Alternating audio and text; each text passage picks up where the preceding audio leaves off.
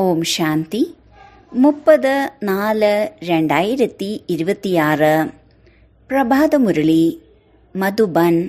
മധുരമായ കുട്ടികളെ, നിങ്ങളുടേത് അത്ഭുതകരമായ സർവകലാശാലയാണ്.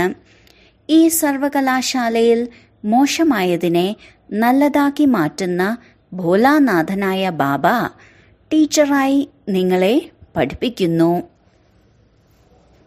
ചോദ്യം: ഈ കണക്കെടുപ്പിന്റെ സമയത്ത് നിങ്ങൾ കുട്ടികൾ എല്ലാവർക്കും ഏത് ലക്ഷ്യമാണ് നൽകുന്നത്? ഉത്തരം: അല്ലയോ ആത്മാക്കളെ, ഇപ്പോൾ പാവനമായി മാറൂ. പാവനമാകാതെ തിരിച്ചു പോകാൻ സാധിക്കില്ല. പകുതി കൽപ്പമായി ബാധിച്ച രോഗത്തിൽ നിന്ന് മുക്തമാകുന്നതിന് വേണ്ടി നിങ്ങളെല്ലാവരെയും 7 ദിവസത്തെ ഭട്ടിയിൽ ഇരുത്തുന്നു. പതീതമായവരുടെ സംഘത്തിൽ നിന്നും ദൂരെയായിരിക്കണം. ആരുടെയും ഓർമ്മ വരരുത്. അപ്പോഴാണ് ബുദ്ധിയിൽ ജ്ഞാനം കുറച്ചെങ്കിലും ധാരണയാകുന്നത്. ഗീതം: നിങ്ങൾ രാത്രി ഉറങ്ങി നഷ്ടപ്പെടുത്തി. ഓം ശാന്തി. ഇത് കുട്ടികളോട് ആരാണ് പറഞ്ഞത്? എന്തുകൊണ്ടെന്നാൽ സ്കൂളിൽ ഇരിക്കുകയാണെങ്കിൽ തീർച്ചയായും ടീച്ചറായിരിക്കും പറഞ്ഞിട്ടുണ്ടായിരിക്കുക. ചോദ്യം ഇതാണ്: ഇത് ടീച്ചറാണോ പറഞ്ഞത്, അച്ഛനാണോ പറഞ്ഞത്, അതോ സദ്ഗുരുവാണോ പറഞ്ഞത്? ഈ വാക്കുകൾ ആരാണ് പറഞ്ഞത്? കുട്ടികളുടെ ബുദ്ധിയിൽ ആദ്യമാദ്യം ഇതുണ്ടായിരിക്കണം: നമ്മുടെ പരിധിയില്ലാത്ത അച്ഛനെയാണ് പരമപിത പരമാത്മാവെന്ന് പറയുന്നത്. അതിനാൽ അച്ഛനും പറഞ്ഞു, ടീച്ചറും പറഞ്ഞു, ഒപ്പം സദ്ഗുരുവും പറഞ്ഞു. ഇത് നിങ്ങൾ വിദ്യാർത്ഥികളായ കുട്ടികളുടെ ബുദ്ധിയിലുണ്ട്. മറ്റുള്ള കോളേജിൽ അഥവാ സർവകലാശാലയിൽ ടീച്ചറാണ് പഠിപ്പിക്കുന്നത്. അവരെ ഒരിക്കലും അച്ഛൻ അഥവാ ഗുരു എന്ന് പറയില്ല. ഇത് പാഠശാലയാണ്. ഇതിനെ സർവകലാശാലയെന്നോ കോളേജ് എന്നോ പറയാം. പഠിപ്പാണല്ലോ. പാഠശാലയിൽ നമ്മളെ ആരാണ് പഠിപ്പിക്കുന്നതെന്ന് ആദ്യം മനസ്സിലാക്കണം. കുട്ടികൾക്കറിയാം, നിരാകാരനായ സർവാത്മാക്കളുടെയും പിതാവും സർവരുടെയും സദ്ഗതി ദാതാവുമാണ് നമ്മളെ പഠിപ്പിക്കുന്നത്. ഈ മുഴുവൻ രചനയും ഒരേ ഒരു രചയിതാവിൻ്റെ സമ്പത്താണ്. അതിനാൽ സ്വയം തന്നെ രചനയുടെ ആദിമധ്യ അന്ത്യത്തിൻ്റെ രഹസ്യം മനസ്സിലാക്കി തരുന്നു. നിങ്ങൾ കുട്ടികൾ അച്ഛൻ്റെ അടുത്താണ് ജന്മമെടുത്തിരിക്കുന്നത്. നിങ്ങൾക്ക് ബുദ്ധി കൊണ്ടറിയാം, ജ്ഞാനസാഗരനെന്നും നോളജ് ഫുള്ളെന്നും പറയുന്ന ബാബ നമ്മളെല്ലാ ആത്മാക്കളുടെയും പിതാവാണ്. ജ്ഞാനസാഗരനും പതീത പാവനനുമാണ്. ജ്ഞാനത്തിലൂടെ മാത്രമേ സദ്ഗതി ഉണ്ടാകുന്നുള്ളൂ. മനുഷ്യൻ പതീതത്തിൽ നിന്ന് പാവനമായി മാറുകയുള്ളൂ. ഇപ്പോൾ നിങ്ങൾ കുട്ടികൾ ഇവിടെ ഇരിക്കുന്നു. നമ്മെ ജ്ഞാനസാഗരനും നിരാകാരനുമായ പിതാവാണ് പഠിപ്പിക്കുന്നതെന്ന് മറ്റൊരു സ്കൂളിലും ആരുടെയും ബുദ്ധിയിൽ ഉണ്ടായിരിക്കുകയില്ല. ഇവിടെ മാത്രമേ നിങ്ങൾ അറിയുന്നുള്ളൂ. നിങ്ങൾക്ക് തന്നെയാണ് മനസ്സിലാക്കി തരുന്നത്. നമ്മളെ നിരാകാരനായ പരമാത്മാവാണ് പഠിപ്പിക്കുന്നതെന്ന് പ്രത്യേകിച്ച് ഭാരതത്തിലും മുഴുവൻ ലോകത്തിലും ആരും മനസ്സിലാക്കുന്നില്ല. മനുഷ്യരെ പഠിപ്പിക്കുന്നത് മനുഷ്യനാകുന്ന ടീച്ചറാണ്. നമ്മൾ ആത്മാവാണെന്ന് മനസ്സിലാക്കാനുള്ള ജ്ഞാനമൊന്നും അവിടെ ഇല്ല. ആത്മാവ് തന്നെയാണ് പഠിക്കുന്നത്. ആത്മാവ് തന്നെയാണ് എല്ലാം ചെയ്യുന്നത്. ജോലികളെല്ലാം ആത്മാവ് തന്നെയാണ് ഈ കർമ്മേന്ദ്രിയങ്ങളിലൂടെ ചെയ്യുന്നത്. നമ്മൾ ഇന്നയാളാണെന്ന ബോധം അവർക്കുണ്ടായിരിക്കും. പെട്ടെന്ന് തന്നെ തൻ്റെ നാമരൂപം ഓർമ്മ വരും. ഇതാണ് നമ്മൾ ചെയ്യുന്നത്, ഇങ്ങനെ ചെയ്യുന്നു. ശരീരത്തിൻ്റെ പേര് തന്നെ ഓർമ്മ വരുന്നു. എന്നാൽ അത് തെറ്റാണ്. ആദ്യം നമ്മൾ ആത്മാവാണല്ലോ, പിന്നീടാണ് ഈ ശരീരമെടുത്തത്. ശരീരത്തിൻ്റെ പേര് മാറിക്കൊണ്ടേയിരിക്കും. ആത്മാവിൻ്റെ പേര് മാറുന്നില്ല. ആത്മാവ് ഒന്നു തന്നെയാണ്. ബാബ പറഞ്ഞു തന്നിരുന്നു, ആത്മാവാകുന്ന എൻ്റെ പേര് ശിവൻ എന്ന് മാത്രമാണ്. ഇത് മുഴുവൻ ലോകത്തിനും അറിയാം. പിന്നെ എല്ലാ പേരുകളും വെക്കുന്നത് ശരീരത്തിനാണ്. ശിവബാബയെ ശിവനെന്ന് മാത്രമാണ് പറയുന്നത്. ശിവന് തൻ്റേതായ ശരീരമൊന്നുമില്ല. മനുഷ്യനാണ് ഞാൻ ഇന്നയാളാണ് എന്നെല്ലാമുള്ള പേരുള്ളത്. നമ്മെ ഇന്ന ടീച്ചറാണ് പഠിപ്പിക്കുന്നത്. പേരല്ലേ പറയുക. വാസ്തവത്തിൽ ആത്മാവ് ശരീരത്തിലൂടെയാണ് ടീച്ചറിൻ്റെ ജോലി ചെയ്യുന്നത്. ആത്മാക്കളെ പഠിപ്പിക്കുന്നു. സംസ്കാരങ്ങൾ ആത്മാവിലാണ് ഉള്ളത്. ആത്മാവ് സംസ്കാരങ്ങൾക്കനുസരിച്ച് കർമ്മേന്ദ്രിയങ്ങളിലൂടെ പഠിക്കുകയും പാർട്ട് അഭിനയിക്കുകയും ചെയ്യുന്നു. എന്നാൽ ദേഹത്തിൻ്റെ പേരിനനുസരിച്ചാണ് മുഴുവൻ ജോലിയും മുന്നോട്ട് പോകുന്നത്. ഇവിടെ നിങ്ങൾ കുട്ടികൾക്കറിയാം, നമ്മളെ നിരാകാരനായ അച്ഛനാണ് പഠിപ്പിക്കുന്നത്. നിങ്ങളുടെ ബുദ്ധി എവിടേക്കാണ് പോയത്?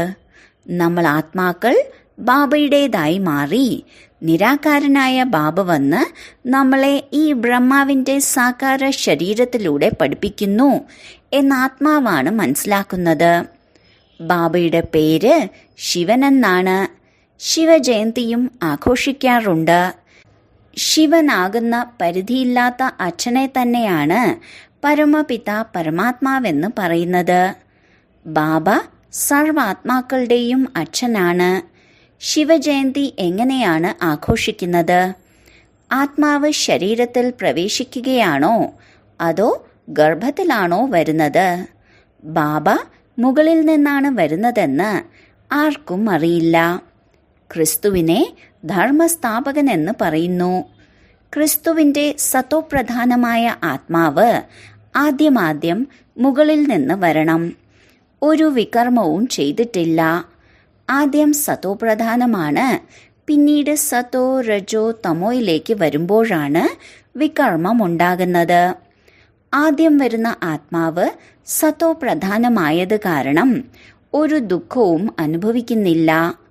പകുതി സമയം പൂർത്തിയാകുമ്പോഴാണ് വികർമ്മം ചെയ്യാൻ ആരംഭിക്കുന്നത്.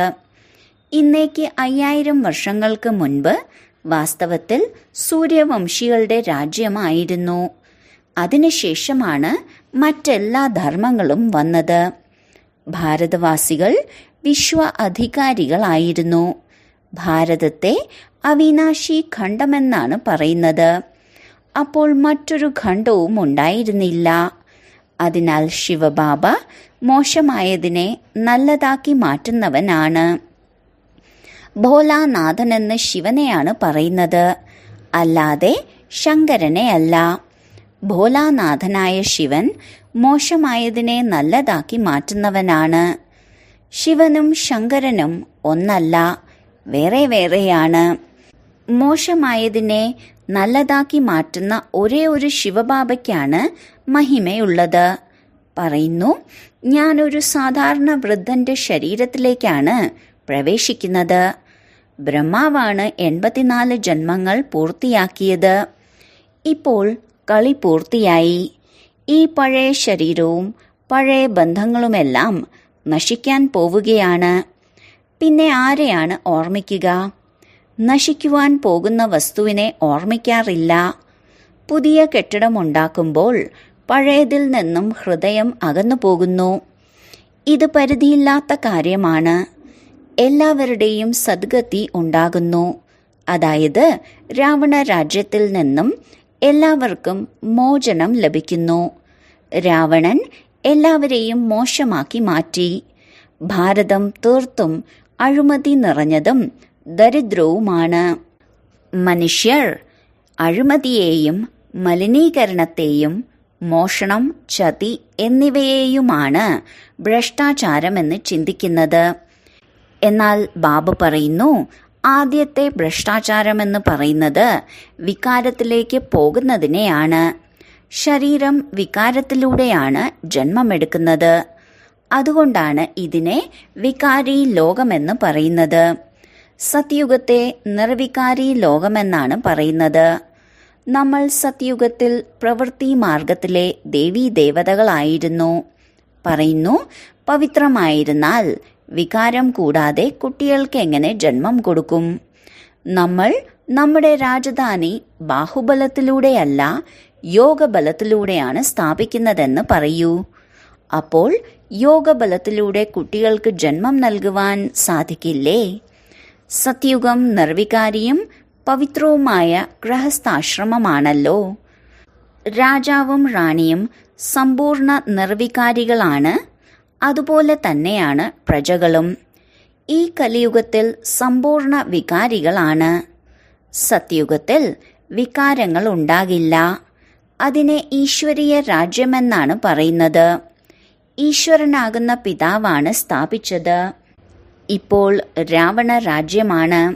സ്വർഗത്തെ സ്ഥാപിച്ച ശിവബാബയെയാണ് പൂജിക്കുന്നത്. നരകമാക്കിയ രാവണനെയാണ് കത്തിച്ചു വരുന്നത്. അപ്പോഴാണ് ദ്വാപരയുഗം ആരംഭിച്ചതെന്ന് ആർക്കും അറിയില്ല. ഇതെല്ലാം തന്നെ മനസ്സിലാക്കേണ്ടതായ കാര്യങ്ങളാണ്. ഇത് തമോപ്രധാനമായ ആസുരീയ ലോകമാണ്. സത്യുഗം ഈശ്വരീയ ലോകമാണ്. അതിനെ സ്വർഗമെന്നും ദൈവികമായ പാവന ലോകമെന്നും പറയാറുണ്ട്. ഇത് നരകവും പതീതവുമായ ലോകമാണ്. ദിവസവും പഠിക്കുന്നവർക്ക് മാത്രമേ ഈ കാര്യങ്ങളെല്ലാം മനസ്സിലാകൂ. ഇന്ന സ്ഥലത്ത് വിദ്യാലയമില്ല എന്ന് പലരും പറയാറുണ്ട്. എന്നാൽ മുഖ്യ ആസ്ഥാനമുണ്ടല്ലോ.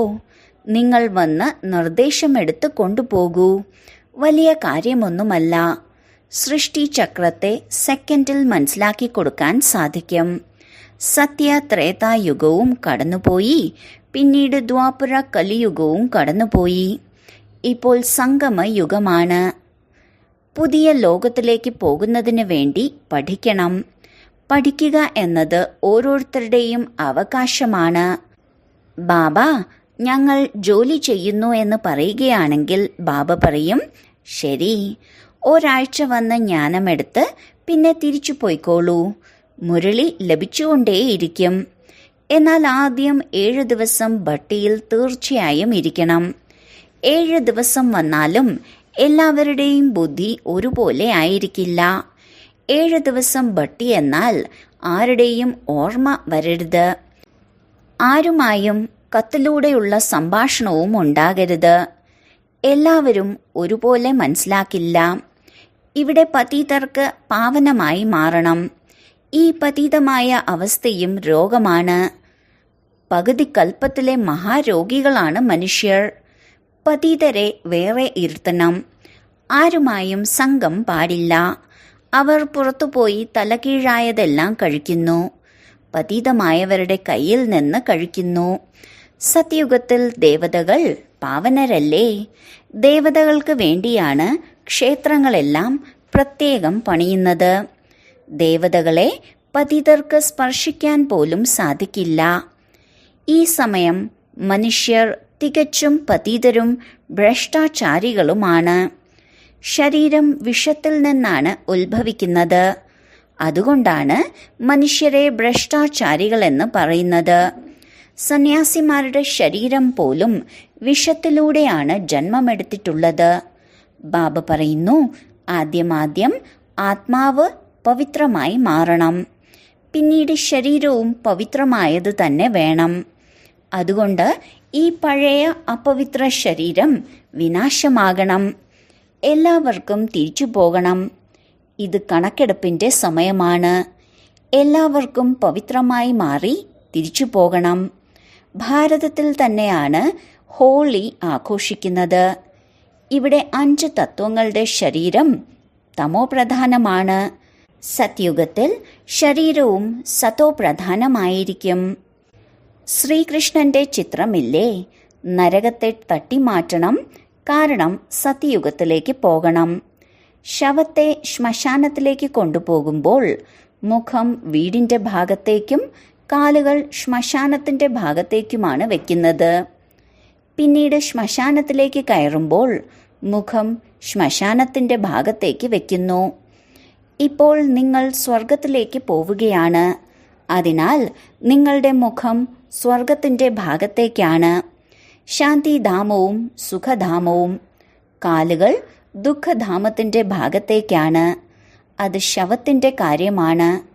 ഇവിടെ സ്വർഗത്തേക്ക് പോകുന്നതിനായി പുരുഷാർത്ഥം ചെയ്യണം. മധുരമായ വീടിനെ ഓർമ്മിച്ചോർമ്മിച്ച് നിങ്ങൾ ആത്മാക്കൾ മധുരമായ വീട്ടിലേക്ക് എത്തിച്ചേരും. ഇത് ബുദ്ധി കൊണ്ടുള്ള അഭ്യാസമാണ്. എല്ലാ രഹസ്യവും ബാബ മനസ്സിലാക്കി തരികയാണ്. നിങ്ങൾക്കറിയാം, ഇപ്പോൾ നമ്മൾ ആത്മാക്കൾക്ക് തിരിച്ച് വീട്ടിലേക്ക് പോകണം. ഇത് പഴയ ശരീരവും പഴയ ലോകവുമാണ്. നാടകം പൂർത്തിയായി എങ്കിൽ 84 ജന്മങ്ങൾ പാർട്ടഭിനയിച്ചു. ഇതും മനസ്സിലാക്കി തന്നിട്ടുണ്ട്. എല്ലാവരും 84 ജന്മങ്ങൾ എടുക്കുന്നില്ല. പിന്നീട് മറ്റ് ധർമ്മത്തിലേക്ക് വരുന്നവരുടെ ജന്മങ്ങൾ തീർച്ചയായും കുറവായിരിക്കും. ഇസ്ലാമികളെക്കാളും ബുദ്ധധർമ്മത്തിലുള്ളവരുടെ ജന്മം കുറവാണ്.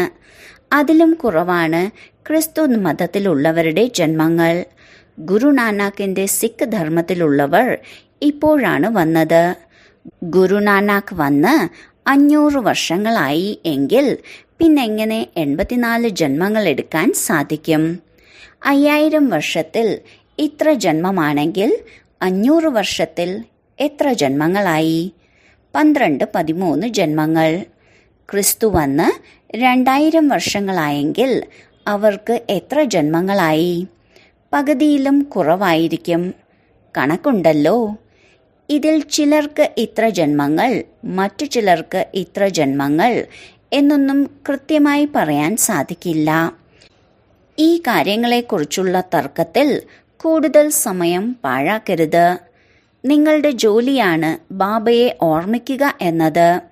അനാവശ്യ കാര്യങ്ങളിലേക്ക് നിങ്ങളുടെ ബുദ്ധി പോകരുത്. ബാബയുമായി യോഗം വയ്ക്കണം. ചക്രത്തെ അറിയണം. പാപങ്ങളെല്ലാം ഓർമ്മയിലൂടെയാണ് നഷ്ടമാകുന്നത്. ഇതിൽ തന്നെയാണ് പരിശ്രമമുള്ളത്. അതുകൊണ്ടാണ് ഭാരതത്തിന്റെ പ്രാചീനമായ യോഗമെന്ന് പറയുന്നത്. ഇത് ബാബയ്ക്ക് മാത്രമേ പഠിപ്പിക്കാൻ സാധിക്കൂ. സത്യത്രേതായുഗത്തിൽ യോഗത്തിന്റെ കാര്യമില്ല. പിന്നീട് ഭക്തിമാർഗത്തിൽ ഹഠയോഗം ആരംഭിക്കുന്നു.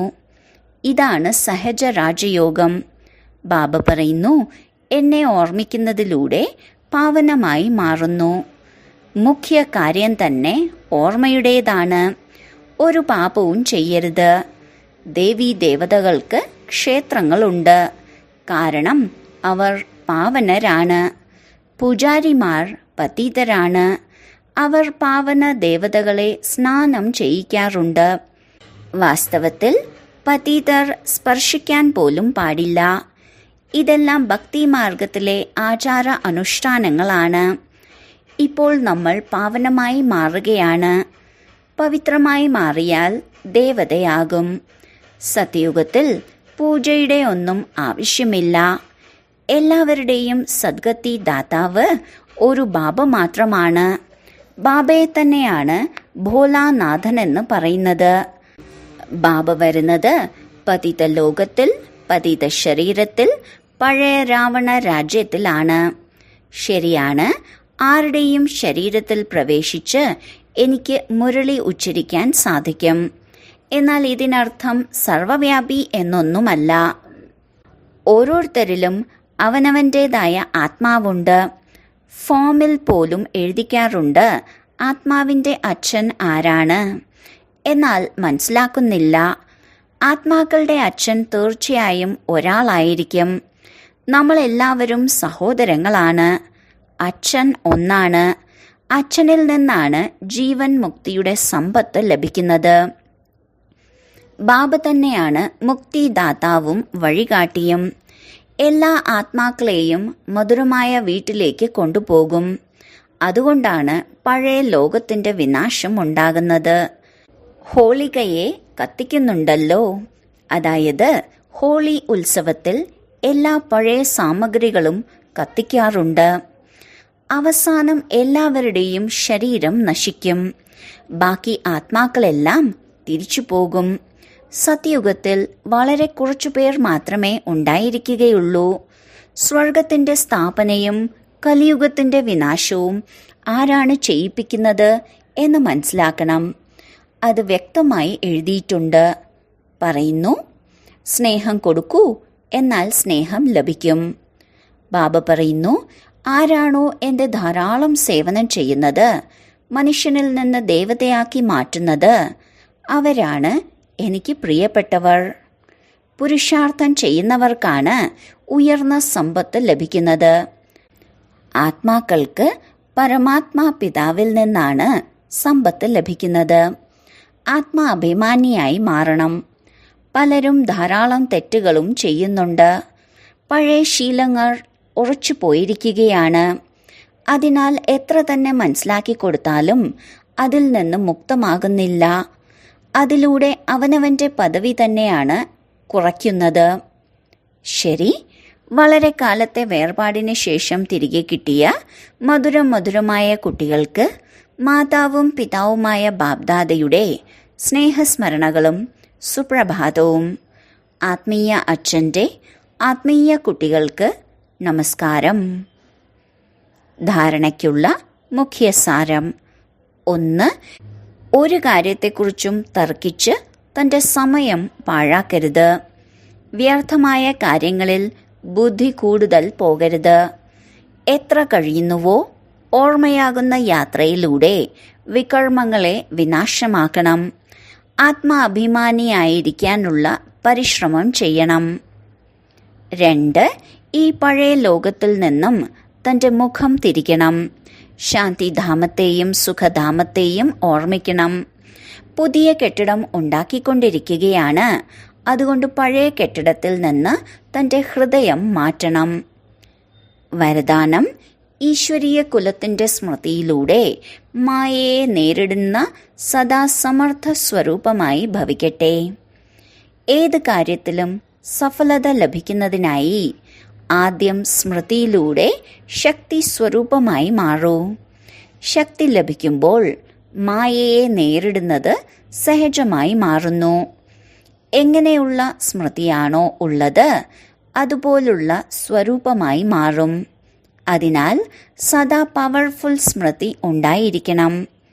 എപ്പോൾ വരെ ഈ ഈശ്വരീയ ജന്മമുണ്ടോ അതുവരെ ഓരോ സെക്കൻഡും, ഓരോ സങ്കല്പവും, ഓരോ കാര്യവും ഈശ്വരീയ സേവനത്തിനായി അർപ്പിക്കും. നമ്മുടേത് ഈശ്വരീയ കുലമാണ്. ഈ സ്മൃതിയുടെ അവസ്ഥ സർവ ദുർബലതകളെയും സമാപ്തമാക്കുന്നതാണ്. സ്ലോഗൻ: സത്യം സമയമാകുമ്പോൾ സ്വയം പ്രത്യക്ഷമാകുന്നു. സത്യത്തെ തെളിയിക്കേണ്ട ആവശ്യമില്ല. അവ്യക്ത സൂചന: മഹാനായി മാറുന്നതിനായി മധുരതയും നമ്രതയുമാകുന്ന ഗുണങ്ങൾ ധാരണ ചെയ്യൂ. ഭൂരിഭാഗം കുട്ടികൾക്കും സേവനങ്ങളിൽ വിഘ്നമുണ്ടാക്കുന്ന അനേകം കാര്യങ്ങളുണ്ട്. ഇത് ഞാൻ ചെയ്തു, ഇതെനിക്ക് മാത്രമേ ചെയ്യാൻ കഴിയുകയുള്ളൂ എന്നിങ്ങനെയുള്ള ഞാനെന്ന ഭാവത്തിലൂടെയാണ് ജ്ഞാനത്തെക്കുറിച്ചുള്ള അഭിമാനം, സേവനത്തിൻ്റെ അഭിമാനം, ഇങ്ങനെയുള്ള വിഘ്നങ്ങൾ വരുന്നത്. ഈ വിഘ്നങ്ങളെ സമാപ്തമാക്കുന്നതിനായി സദാ ഒരു വാക്ക് ഓർമ്മിക്കണം: ഞാൻ നിമിത്തമാണ്. നിമിത്തമായി മാറുന്നതിലൂടെ തന്നെ നിരാകാരി, നിർവികാരി, നമ്രചിത്തം, നിർവികൽപ്പം എന്നീ അവസ്ഥകളിൽ സ്ഥിതി ചെയ്യാൻ കഴിയുന്നു. ഈ ധാരണകൾ വായുമണ്ഡലത്തെയും നിർവിഘ്നമാക്കി മാറ്റുന്നു. ഓം ശാന്തി.